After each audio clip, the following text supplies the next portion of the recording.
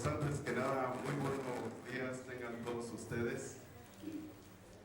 Les doy la más cordial bienvenida a este evento en que el doctor Miguel Moreno Plata impartirá la conferencia magistral denominada Educación para la Sostenibilidad y la Gestión del Riesgo Climático. Entrego a todos ustedes un saludo afectuoso de nuestro rector, el doctor Roberto Ángeles Lemus, quien se encuentra el día de hoy atendiendo asuntos de carácter académico en la ciudad de Pachuca, Hidalgo. Saludamos muy afectuosamente a nuestros alumnos de licenciatura, maestría y posgrado, a nuestros profesores y autoridades que nos honran con su presencia el día de hoy. Quiero decir a ustedes que el día de hoy es un día muy significativo para la universidad, porque con la participación de nuestro distinguido ponente, el doctor Miguel Moreno Plata, damos continuidad al primer ciclo de conferencias de la Cátedra Riesed de Educación y Sociedad.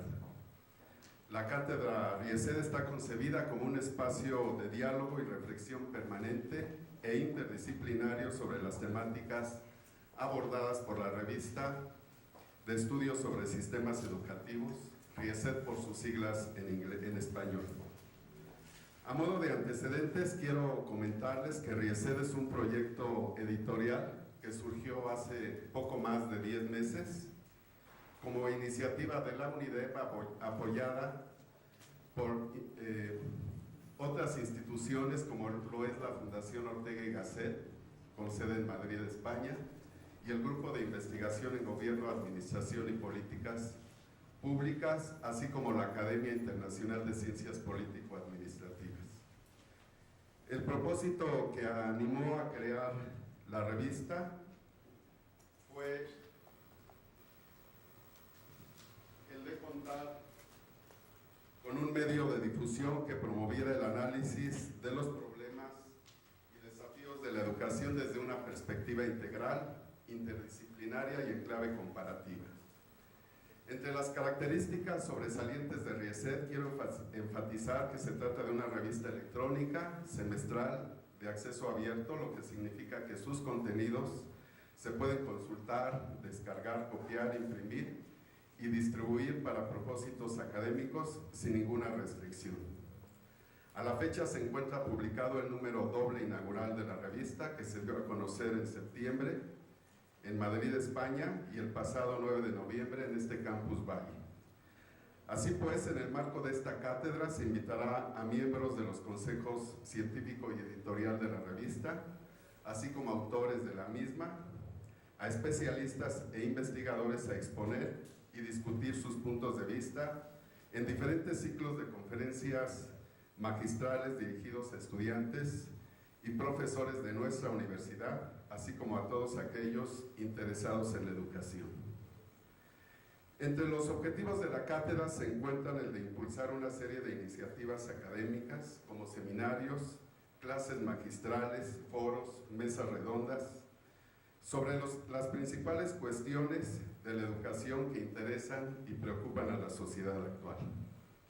Los invito a conocer el portal en internet de la revista, a consultar y hacer uso de los contenidos y por supuesto a colaborar en ella enviando sus trabajos.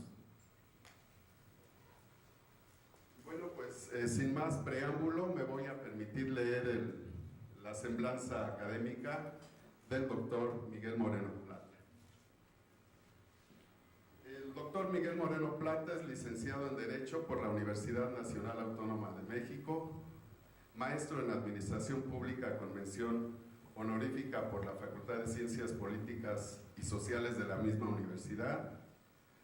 Es doctor en Derecho Ambiental por la Universidad de Alicante, España.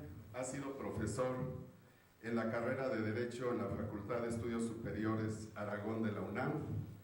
Ha participado en diversos proyectos de investigación en la UNAM, en la Universidad Autónoma de la Ciudad de México y otras instituciones de educación superior.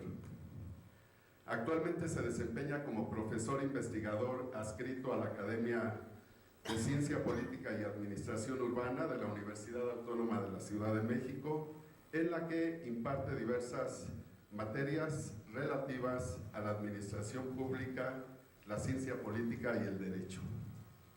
También es profesor visitante en la maestría en Derecho y Gestión Ambiental del Centro de Investigación y Desarrollo del Estado de Michoacán. En 1999, el doctor Moreno Plata se hizo acreedor al Premio de Investigación Manuel Gómez Morín de Estudios Municipales, al concursar con la obra La reorganización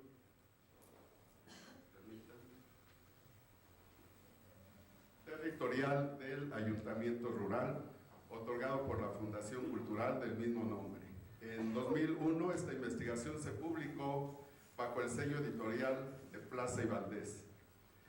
Recientemente, en 2011, obtuvo el primer lugar del premio otorgado por el Centro Latinoamericano de Administración para el Desarrollo CLAD en el concurso sobre reforma del Estado y modernización de la administración pública. Es autor de los libros Génesis, Evolución y Tendencias del Paradigma del Desarrollo Sostenible, publicado por Miguel Ángel Porrúa y la Cámara de Diputados del Congreso de la Unión. La ineficacia del derecho internacional ambiental, repensando la soberanía nacional desde la problemática ambiental contemporánea, publicado por Plaza y Valdés. Entre sus más recientes artículos destacan el agotamiento del paradigma burocrático ante el riesgo ambiental contemporáneo, las funciones energéticas rurales para sustentar las zonas urbanas y el proceso de políticas públicas para el desarrollo sostenible, publicado en la revista Teoría y Praxis del Instituto Tecnológico de Monterrey. El doctor Moreno Plata desarrolla actualmente las líneas de investigación, agenda pública y medio ambiente, políticas públicas y desarrollo local, gestión urbana sostenible y gestión del riesgo y educación para la sostenibilidad. Es miembro del Sistema Nacional de Investigadores del CONACYT. A grandes rasgos, esta es la semblanza del doctor Miguel Moreno Plata, a quien le agradecemos se encuentre hoy aquí en la universidad, que es su casa, doctor. Y bueno, pues sin más preámbulo, tiene usted la palabra. Ok, gracias. Muy amable.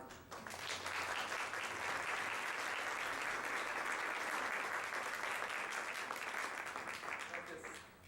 Bueno, antes que nada quiero agradecer las palabras del doctor Mauricio Covarrubias, colega ya de hace algunos años.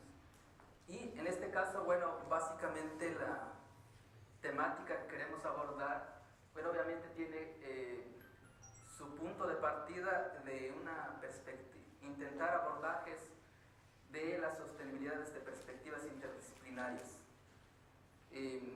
Por ahí, bueno, tenemos el punto de referencia de que estos problemas, bueno, se tienen que intentar abordar desde diferentes perspectivas, con nuevos conceptos, nuevas categorías de análisis.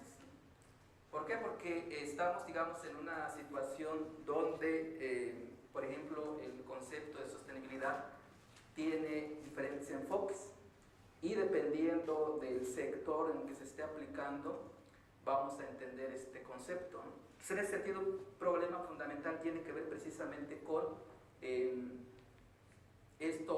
estas aproximaciones desde diferentes disciplinas, y es lo que estamos intentando realizar, digamos, en este caso, con las reflexiones que vamos a presentar, digamos, a continuación, que tienen que ver con este asunto de la creación de una nueva cultura de sostenibilidad en diferentes sectores. En este caso, bueno, estamos considerando que la educación obviamente juega un papel fundamental, o puede jugar un papel fundamental en impulsar el cambio, es decir, que la educación puede ser uno de los motores fundamentales para transformar, digamos, las sociedades hacia sociedades sostenibles. Entonces, esa es la idea, digamos, de establecer este punto de referencia. Sin embargo, digamos, estos abordajes pues tienen su grado de complejidad en razón de que están en interacción con diferentes elementos y factores. Entonces, en ese sentido, esta plática, digamos, se sustenta básicamente en dos referentes fundamentales. Uno que tiene que ver con lo que es la parte del marco institucional que tenemos ahorita en cuanto a desarrollo sostenible, y el otro marco de referencia tiene que ver también con las evidencias científicas que se tienen acerca del cambio climático como un problema fundamental para la creación de sociedades sostenibles. Entonces, en ese sentido, por eso es que esta plática, digamos, la hemos denominado la educación para la sostenibilidad y la gestión del riesgo.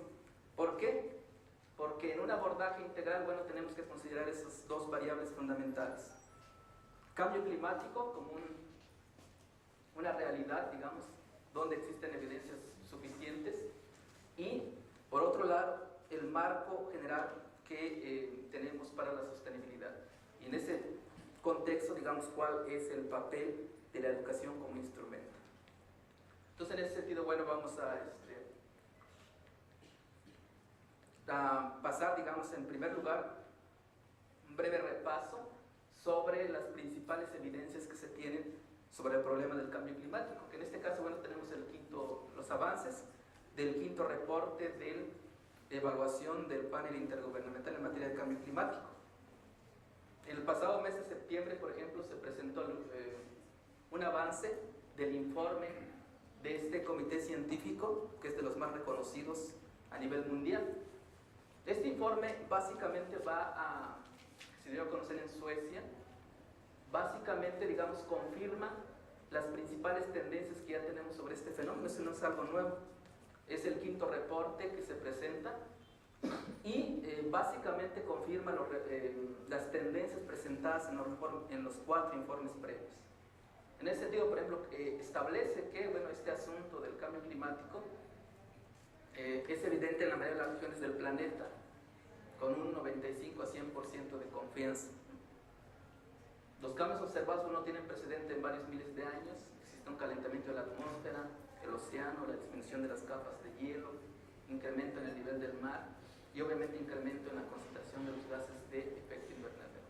Entonces, digamos, este es el último reporte que tenemos en cuanto a evidencias científicas sobre este problema, digamos, para tomar, digamos, como un punto de partida, o sea, tener esos elementos de análisis. No está partiendo de una especulación, sino, bueno, se tienen esos reportes. Ese es el punto número 1. En este caso, bueno, también tenemos lo que señala la tercera comunicación de las partes, por ejemplo, de la Convención Marco de las Naciones sobre el Cambio Climático, que se generó en 2006. Y esta es una comunicación, digamos, que hace nuestro país hacia, en el marco del Convenio Marco de las Naciones Unidas sobre el Cambio Climático, se presentan, por ejemplo, los principales escenarios, digamos, para el caso mexicano, porque el reporte que rinde el panel intergubernamental, bueno, es global, ¿no? Pero en este caso tenemos, digamos, la comunicación nacional, que es ya proyección de escenarios sobre el caso mexicano, ¿no? Entonces, en este caso, por ejemplo, esta comunicación nacional, por ejemplo, la comunicación nacional del 2006 establece, por ejemplo, como conclusiones la alta probabilidad de que el clima en México sea más cálido, etapas posteriores a 2020, establece según este documento. También se establece la tendencia de la disminución de la lluvia, cambios en la distribución temporal, alteraciones en el ciclo hidrológico, incremento de tormentas severas, intensidad de las sequías. Aun cuando estos escenarios se proyectan para después del año 2020, en realidad, digamos, estos fenómenos se han anticipado, ¿no? O sea, ya los tenemos, digamos, y principalmente este año ha sido evidente en ese sentido, ¿no? Entonces también esto, digamos, está estableciendo los principales escenarios climáticos para nuestro país. También tenemos como antecedente el cuarto informe del mismo panel intergubernamental, donde señala, por ejemplo, que para el caso mexicano puede haber una variación de temperatura de 2 a 4 grados centígrados y la disminución de las precipitaciones en la mayor parte del territorio nacional. Y podría representar una reducción de alrededor del 5%, digamos, de alrededor del 15% con respecto a la precipitación actual. Es lo que señala el cuarto informe del panel intergubernamental con respecto a las tendencias del clima, por ejemplo, para nuestro país. En el año 2012 se genera, digamos, una actualización de los principales escenarios climáticos. Y bueno, estos escenarios también climáticos coinciden en lo fundamental con lo que ya hemos comentado, ¿no?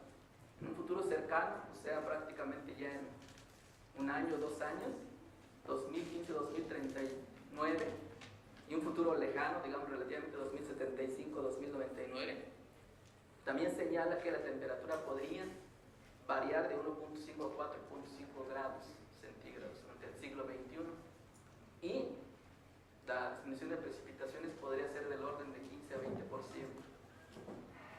Y quizá, digamos, este informe de actualización de los escenarios climáticos para el país reconoce, digamos, un elemento que también es un elemento recurrente en los principales informes científicos, que son las incertidumbres, ¿sí? O sea, si bien es cierto que tenemos evidencias, también es cierto que no hay evidencias concluyentes, ¿no? El mismo sistema climático, digamos, tiene amplios rangos de incertidumbre, ¿no? O sea, en ese sentido, también los mismos informes reconocen que aún con estas evidencias sigue habiendo una incertidumbre sobre diferentes aspectos del cambio climático. Entonces, este asunto de la incertidumbre va a introducir un problema central para todas las ciencias, incluyendo yo creo que las ciencias sociales y obviamente la ciencia de la educación, la ciencia política, el derecho, etc. ¿Por qué? Porque estamos acostumbrados, digamos, a llevar a cabo nuestras vidas, la gestión, nuestras actividades individuales, sociales, comunitarias, desde una relativa certidumbre. Pero aquí tenemos entonces que el asunto del cambio climático predomina un amplio rango de incertidumbres. Entonces aquí un problema central es cómo administrar, cómo gestionar, cómo conducirse en escenarios que se caracterizan por una incertidumbre relativa. Entonces aquí tenemos, digamos, un elemento que yo considero fundamental para los estudios y las investigaciones que realizamos. Entonces, siguiendo, digamos, con este asunto de los fenómenos hidrometeorológicos extremos vinculados muy probablemente con el cambio climático, tenemos en los últimos 3 años, en el caso mexicano, la sequía, bueno, en la región norte ha sido evidente, lo que representa prácticamente el 40% del territorio nacional, siendo los estados más afectados Chihuahua, Durango, Coahuila y Zacatecas, y bueno, con las pérdidas, digamos, correspondientes en las actividades económicas y afectaciones a los sistemas socioecológicos. Entonces, esto, bueno, los últimos 3 años, digamos. Y bueno, por el otro lado, el lado extremo, tenemos las tormentas tropicales, ¿no? Las tormentas tropicales generalmente son más frecuentes y con mayor poder de destrucción, son más, tienen lluvias, están asociadas a fenómenos más extremos como los huracanes, ¿no? En este caso, bueno, tuvimos la evidencia hace un mes, 2 meses sobre estas tormentas tropicales que afectaron a 23 estados del país y a más de 100 municipios que fueron declarados en situación de desastre y de emergencia. O sea que las afectaciones, digamos, son constantes. Esa es, digamos, una parte de la evidencia científica que disponible, digamos, y disponible para todos, o sea, es información accesible, o sea, es información pública en ese sentido, ¿no? Tenemos las evidencias científicas, digamos, de una manera razonable, aún con rangos de incertidumbre, o sea, no hay una seguridad total, pero sí hay evidencias suficientes. 2, el otro referente que tenemos son los arreglos institucionales, ¿no? Si se tienen las evidencias científicas, ¿por qué no hay una actuación constante, consistente, acorde a la problemática que tenemos, ¿no? Bueno, la probable explicación son los arreglos institucionales. Si bien es cierto, tenemos evidencias científicas suficientes o importantes evidencias científicas, por el otro lado tenemos limitaciones que se derivan fundamentalmente de estos arreglos institucionales. Entre estos arreglos institucionales tenemos, digamos, el régimen jurídico aplicable a este tipo de asuntos, tanto a nivel global como a nivel nacional. En este caso, básicamente me voy a referir a nivel global, porque es el gran marco, ¿no?, de actuación. Se reconoce que el cambio climático es un problema global, esencialmente, con repercusiones nacionales, regionales y locales, ¿no? Pero es un problema que tiene que procesarse fundamentalmente desde una perspectiva global. Entonces, obviamente, los arreglos institucionales internacionales resultan imprescindibles en ese sentido, ¿no? Entonces, tenemos dentro de esos arreglos institucionales más importantes el Convenio Marco sobre Cambio Climático, que se suscribió en el 92. Tenemos dentro de ese Convenio Marco, por ejemplo, su objetivo principal, por ejemplo,